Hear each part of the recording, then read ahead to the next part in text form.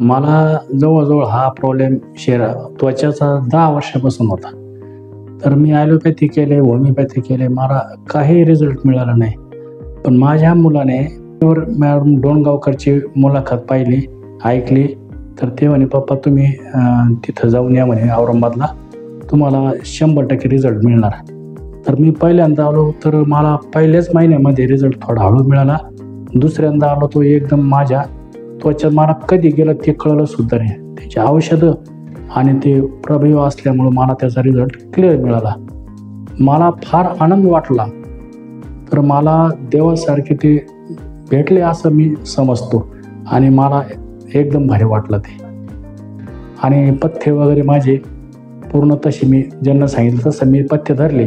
तर पथ्यानुसार मला रिझल्ट एकदम क्लिअर मिळाला.